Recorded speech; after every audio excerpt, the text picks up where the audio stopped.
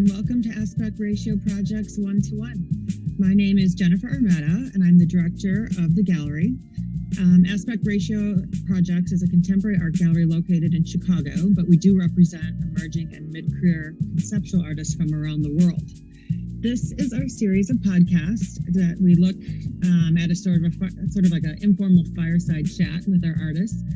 Time to get personal, have some fun, learn about art and our artists along the way. I am happy to be speaking with Daley Wilson today, who's having his first solo show with our gallery, and in fact, his first solo show ever. So it's very exciting. Thank you to Darby Jack Gustafson, our associate intern, for producing this event today. Hey, Adam, how are you?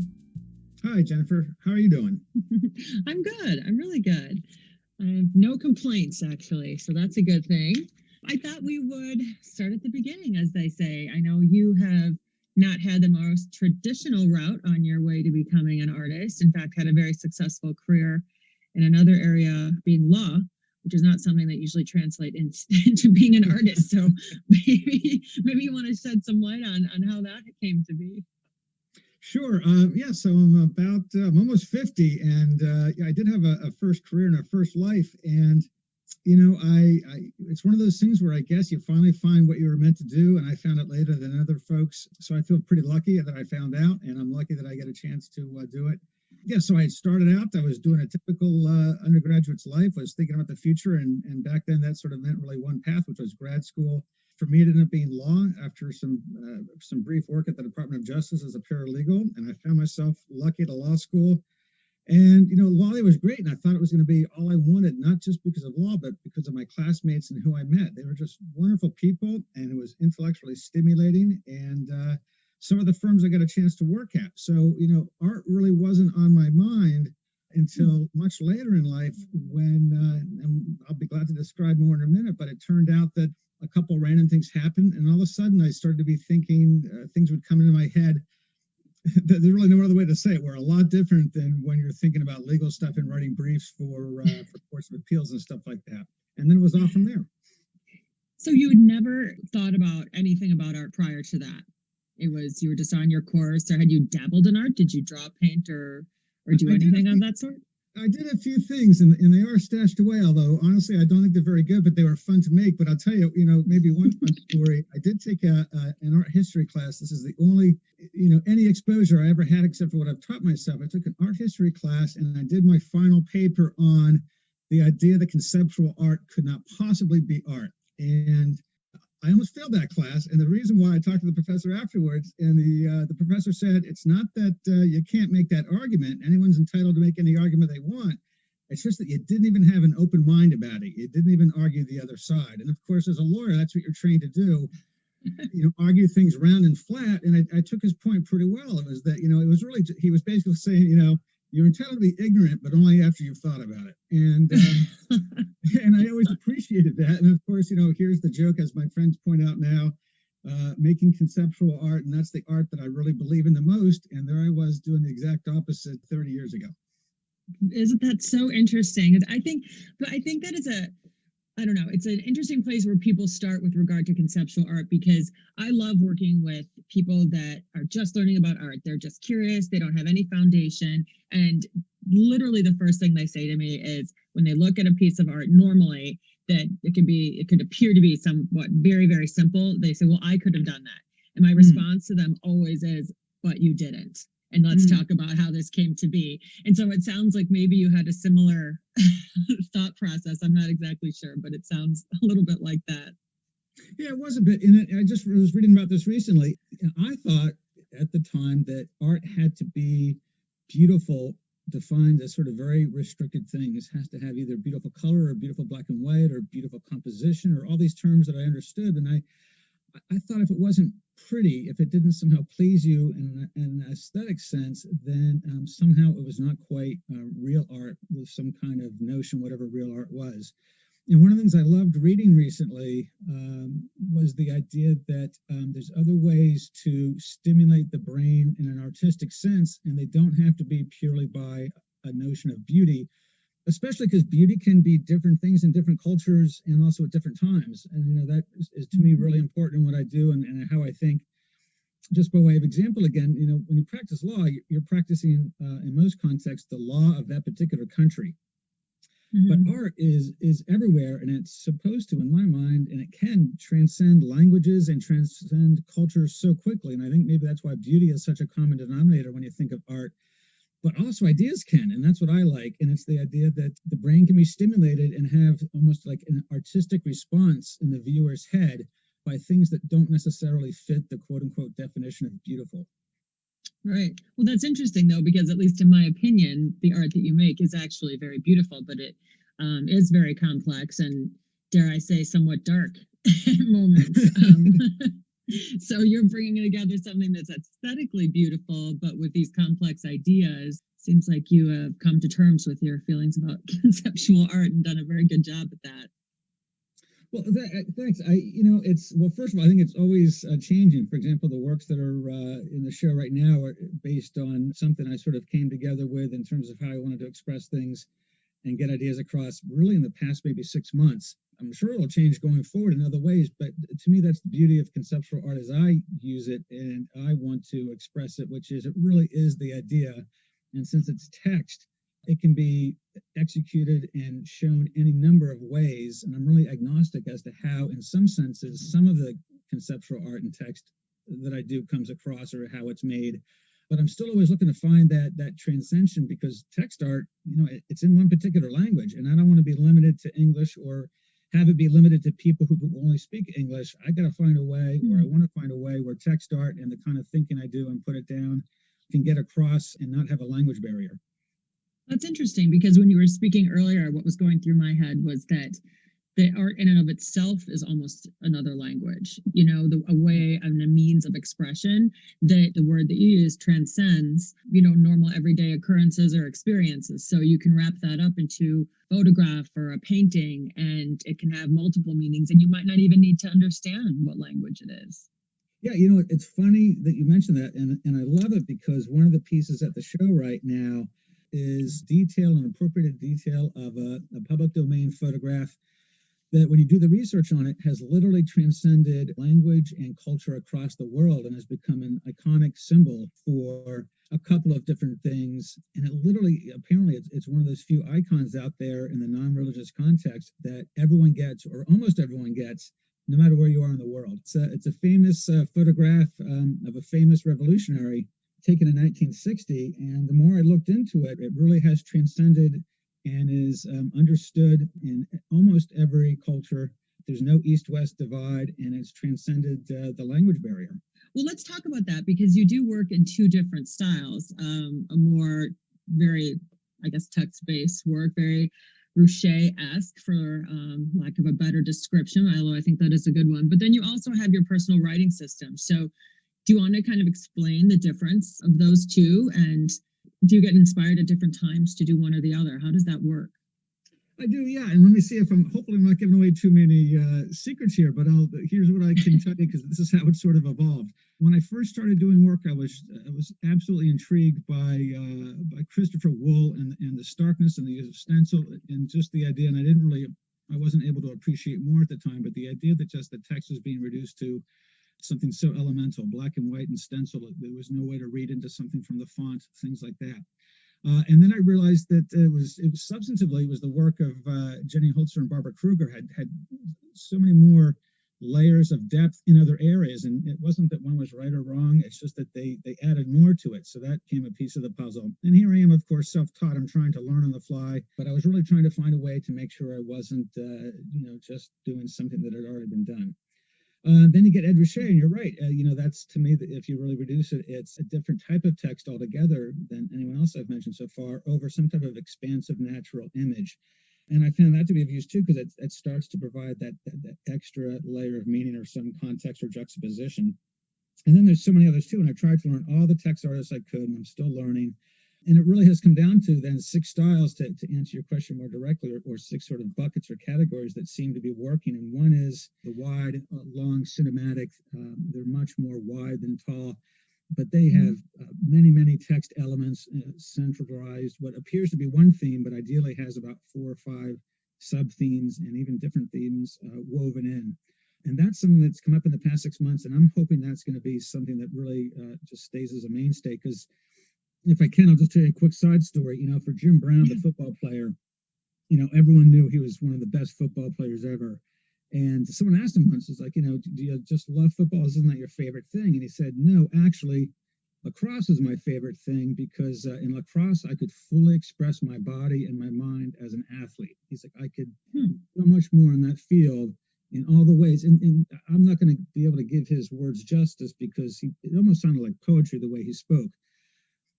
I'm always looking for, and I don't know if I'll be able to find, but I would love to find some way to get across text through a couple different ways that allow that fullest expression and it isn't limited in any way.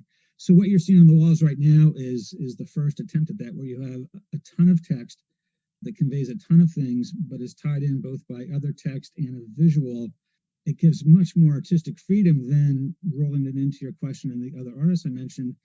I do a long, wide work that has black and white text that references wool, and it's meant to be stark, and that's all it is. And there's no visual; it's black and white. And then there's the Ruche ones that I look at there, and I try and certainly I hope I'm never copying or appropriating, but I try and borrow from what I think are the elements there. The idea of a statement that may be much more esoteric behind an expansive background that really draws on nature.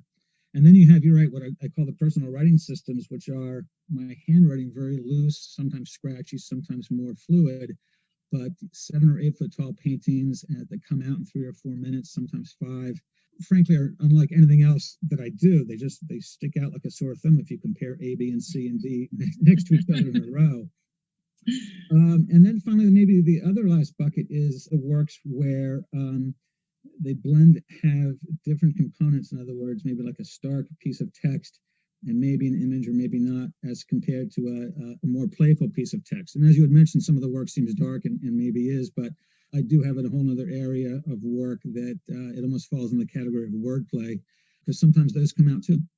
When you talk about nature and kind of the Ed Ruscha-esque ones, having a strong background or natural component, what's the word I'm looking for? That, I guess. Are you influenced by where you live? I mean, you live in Portland, Maine. Nature's all around you. Is that part of how that came together? Nature, and it comes up in one of the pieces right now that's in the gallery. I grew up in an extremely rural part of northern New Hampshire. There was about 500 people. We were in the shadow of Mount Washington. There was only one other kid my age in the town. And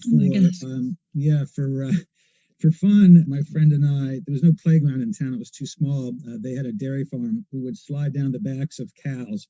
We were that little at the time, and cows are that gentle and tolerable. That's what we did. And you spend a lot of time in nature, and you spend a lot of time in solitude, not loneliness, but solitude. And I think that really, more than Portland or even more than California, that really forms the natural part of what I do. Okay, that makes sense. And then the other thing that came to mind when you're talking about your personal writing systems is the layers, which I personally have never seen before. They're very interesting to look at, but you do have, your other work also has layers to it, whether it's on a photograph and text over that, or the other ones that are in the show that have the different size text, your text in oil over that as well, and an image. So what is it about layering that's interesting to you?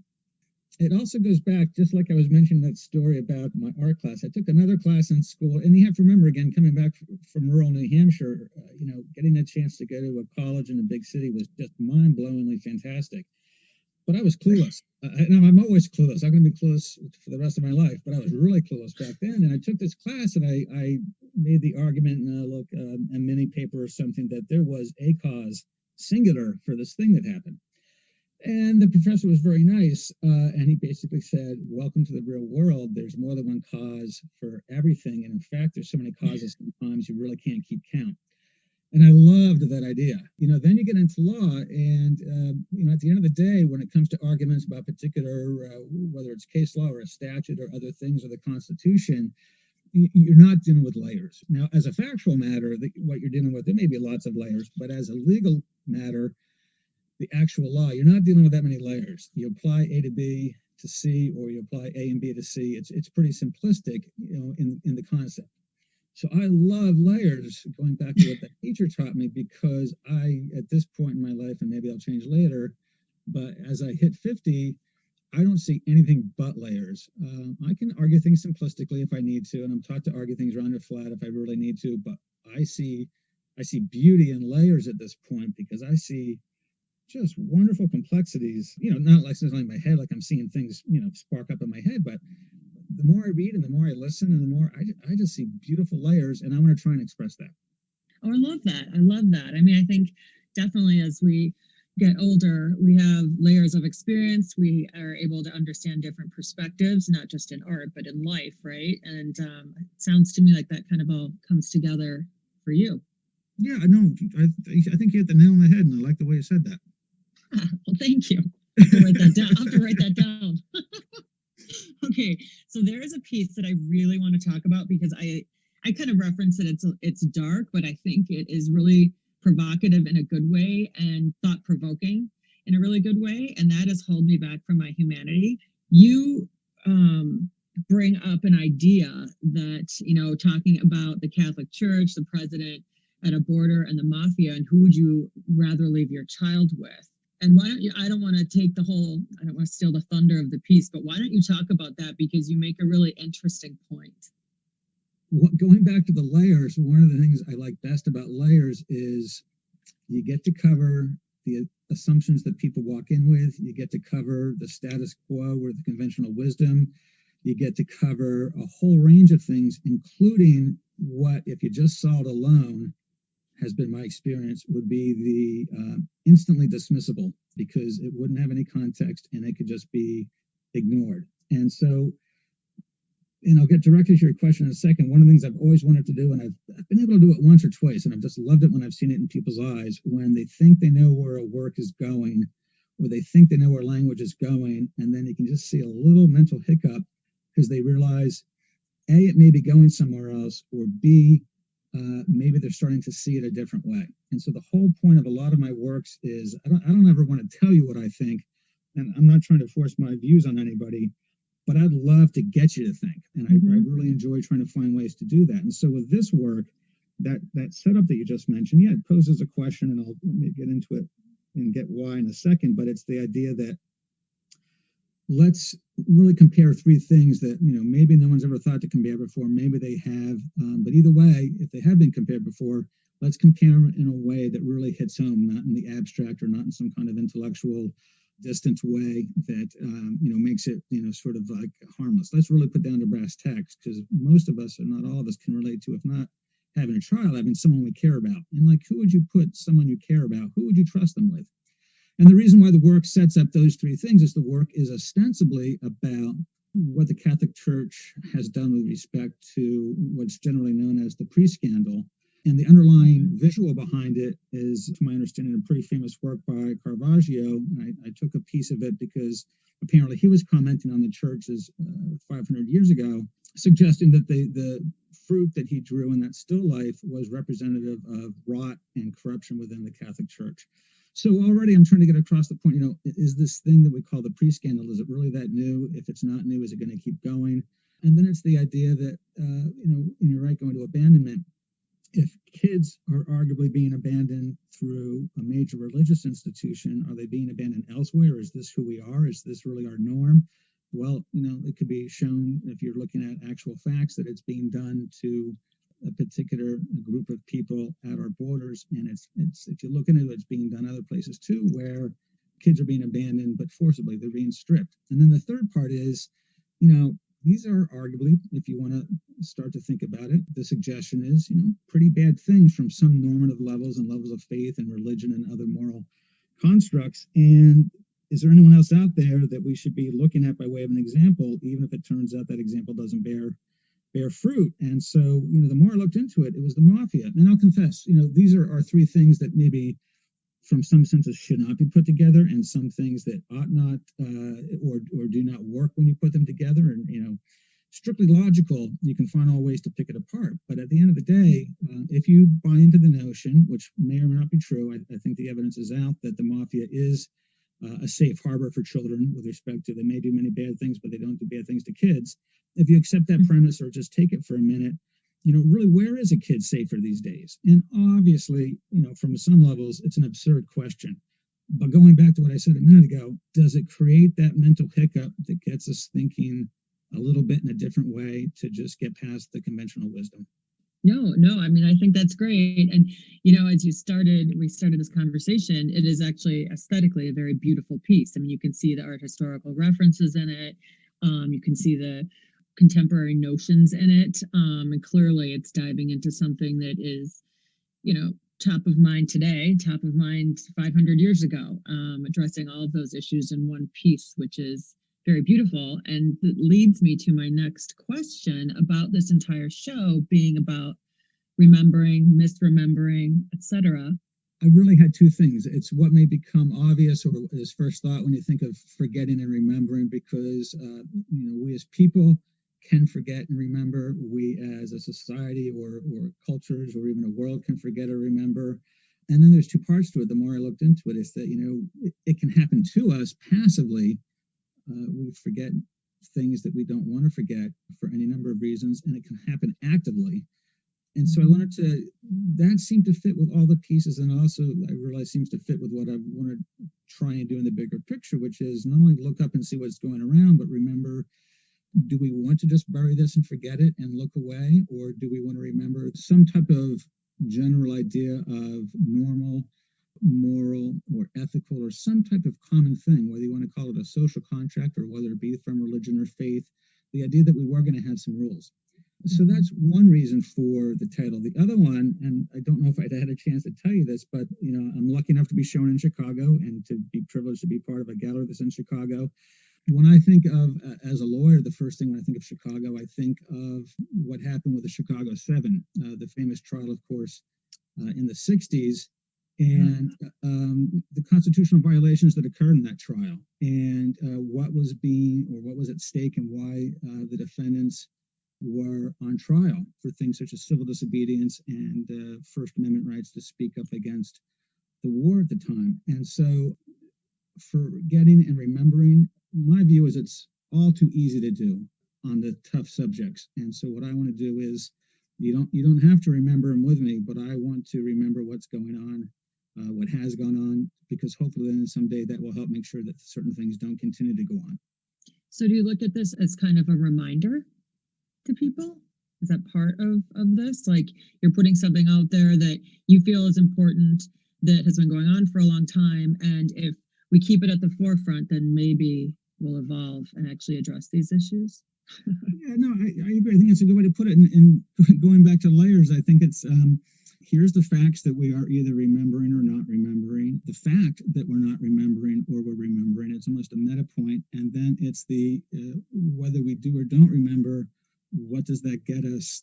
Does it get us something? Does the utilitarian concept of it even matter? To me, you can really tug at it a lot, because at the end of the day, I think we're trying to figure out, as humanity, as cultures, as nations, as groups within a nation, really, what are we trying to do? And that seems to be a more and more open question right now. We don't all seem to be on the same page. And does memory or forgetting or actively pushing things away contribute to that? Questions like that. Well, yeah, especially in a daytime age that, a news cycle is all but a minute, and we've moved on to the next thing. I think we do forget. I think we are more apt to forget things. And then it's the old thing of always brushing everything under the rug, right? That we don't want to deal with. So that's, I guess, more of a defense mechanism. Maybe, I don't know, it could be a cultural thing as well. I'm sure it is.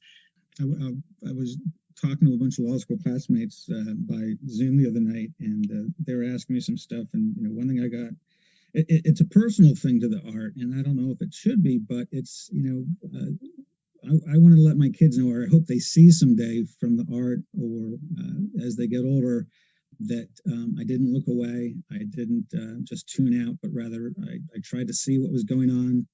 I tried to be honest about it, and I tried to use my voice about it. Whether that might be successful or matter, I don't know, but at least I didn't look away. My kids tell me they don't want me to, but well, that's what I was going to ask you, like with this whole transformation of dad being a lawyer to now dad being an artist, or your friends too, not just as a father figure, like how has that gone? How have you been received? Well, first of all, everyone's been so encouraging, including my kids. I mean, I started making art in 2014, And, frankly, it wouldn't have been strange if some of my friends and my kids said, you're off your rocker. I mean, it wasn't like I was, changing my life wholesale, but everyone's been so supportive. What I've also appreciated, especially my children, believe it or not, people have been honest. People have let me know. Every once in a while, I'll show a work or try a new experiment, and people will say, "Nope, that's just really. I mean, you got a lot of work to do if you want to keep pursuing that particular body." Especially my kids, they'll let me know. Or like even for the videos I make, my son and my daughter will let me know that you may want to like just frame that a little bit different in terms of what's in the camera frame at this time, stuff like that.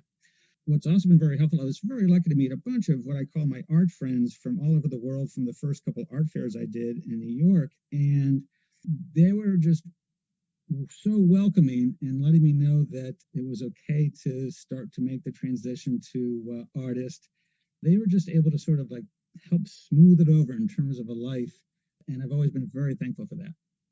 Oh, yeah, that's great. I know you, like I said at the beginning, you came into this in a very different manner than most people do. I mean, obviously there are multiple pathways to becoming an artist. You either know when you're really young or you discover it a little bit later. You go through your undergrad, grad degrees, and then you look for a gallery or whatever, whatever Right.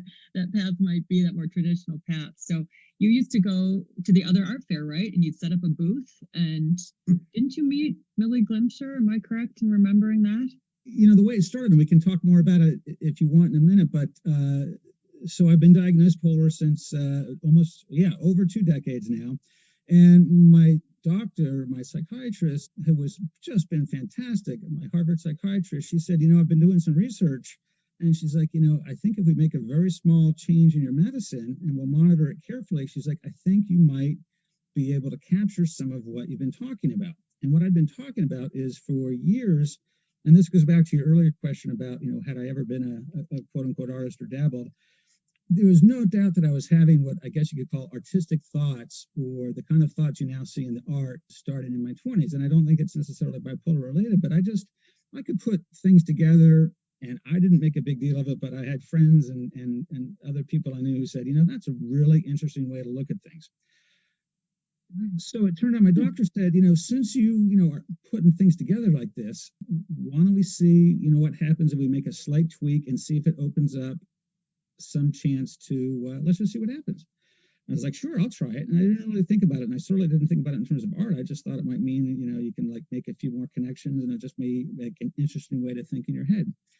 And all of a sudden, so luckily, unexpectedly, the art started flowing. I had all of these, they're not popping off like stars in my head or something like that in the cartoons, but all of a sudden ideas started coming, and they were almost all in words, and probably because that's how I sort of spend my life as a lawyer. But so I started putting them down, and it was really rudimentary at first. I just kept it quiet to myself, and I would tell my doctor, and we would just sort of go through, and we made one more medicine tweak because she thought all signs were good, and she was right, they were.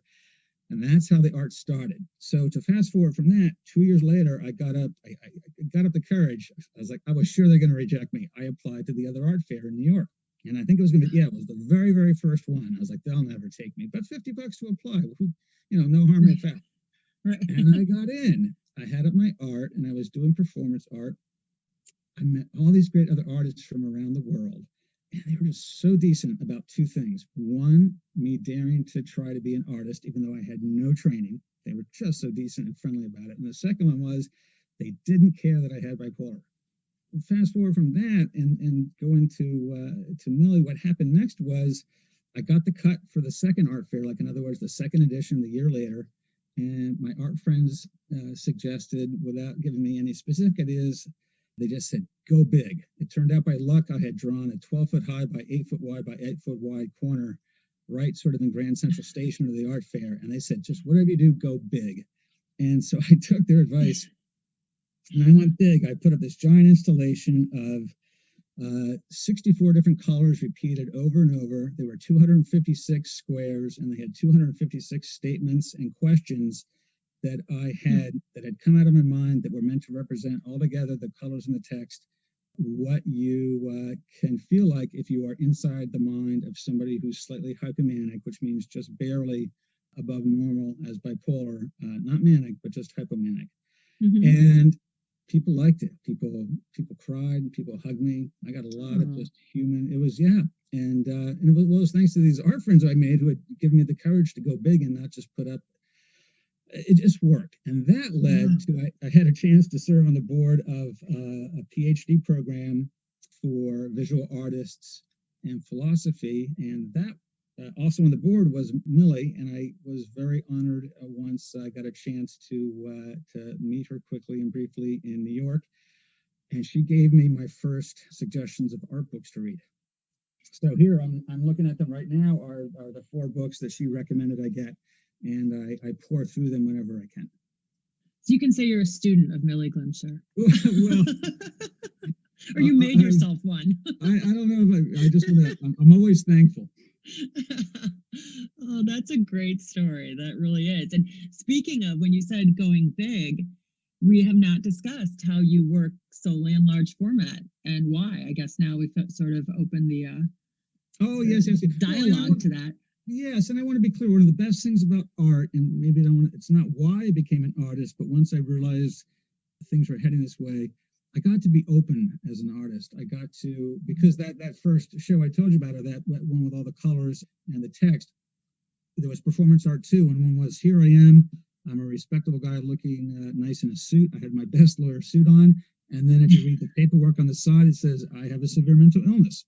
Does that change how you look at me? And we had it was 2.5 days of performance art, and it really went well just talking to people and then talking to me about changes in perception. And so going to what you just asked about the big work, yes, I have bipolar and I'm 100% open about it. And I was scared to for 13 years of the 20. It's absolutely terrifying to tell the world, given all the stigma. But now it's out in the open because, among other things, I've made it out in the open. But really, as my kids point out, Dad, your handshake badly. And my handshake badly because of all the lithium over all the 20 years. You should see me try and eat soup. And I will never in a restaurant order certain meals if I can't stab it with a fork because it just doesn't work. And so I work very big because the text that I paint at this point can't be smaller than 3 inches a letter, or I just won't be able to do what we all do in grade school, which is stay in the lines. And it takes about an hour now per letter. Take a 3-inch letter, 4-inch letter. It takes about an hour to paint it. I've sort of taken my brushes and I cut them a certain way, and I hold my arm a certain way. I got to keep that entire arm steady because the hand isn't steady, and that's how I do my lettering. That is a good story. And I mean, I love that you wear it on your sleeve. Why wouldn't you? I love that you're trying to do your part in breaking down the stigma. I think we all know people that have bipolar or some sort of, mental illness that they're dealing with. It always irks me when people say, I am bipolar. And to me, I'm always like, no, you have it. Like you have cancer. Like you have, it doesn't define you. You haven't become it. It's something that you deal with. And I think it's great. You continue to do that today with teens, correct? You speak with them and you talk with them about living with bipolar and maybe other mental illnesses too? Yes, I've certainly given talks, but what I get to do right now, and I'm very, very lucky, and it is a great organization. It's called the Yellow Tulip Project. It's based out of Portland, Maine, but it's national now and even international. It's all student driven. So basically the adults make sure that there's certain things you have to do for a 501c3. And so the adults do it. I'm on the board of directors. And what this is from the ground up, students, it's not that it's viral, but it's students and youth, whether it be high school or college, they hear about it basically word of mouth or through the internet or TikTok. They approach us and they just want a little bit of guidance as to how they can start their own, free-form organization in their school or community to combat stigma by spreading hope. When you are having a tough time for anything, including mental illness, hope goes a long way. And I remember that personally myself. Mm-hmm. So we help teens and college kids do that. And we basically are in some ways like an incubator or an accelerator out in the valley to whatever they need to get going so that they can create what they want on the ground where they are to spread the hope their way in their community. We just try and support that. Well, what a lovely thing to do. I mean, by your community outreach and working with the teens and through your art, I mean, just to touch one or two lives is wonderful. You've touched many. So I'm in awe. That's an amazing thing. So thank you for doing that. If I may, just on that, and I appreciate you saying that, but I mean, I have to say the thing I love the most is, and I wish it was sort of this concept around, or people did it when I was first diagnosed, to see teens do it themselves. I mean, really, we provide some support because, it's everyone needs a little bit of support to get certain things going, or a bit of advice here and there. But to see 15, 16, 17-year-old kids do it, and young college students, and they run a big part of the organization. So I'm impressed by, and this goes anywhere. I think you may have seen it too, and I know others do. There's a lot of teens these days stepping up and doing some really big, important stuff. That is true. That is true. And it's impressive. Thank goodness. Hopefully more and more. Yeah, no, I agree. Well, Adam, it has been a true delight. Thank you so much. We will be sure to get this on our website. So if anyone wants to review or see Adam's show, it would be wonderful. And we have actually, I should do this little plug of on our website, we are trying very hard to educate people on art, conceptual art. So you are able to read about each piece of art. It says click here for more information, and you can take a stab at understanding what Adam is talking about. All right. Thank you, Adam. Well, thank you so much for your time. I really appreciate it, Jennifer. Yeah, we'll talk to you soon. Sounds good. Bye-bye. Okay, bye-bye.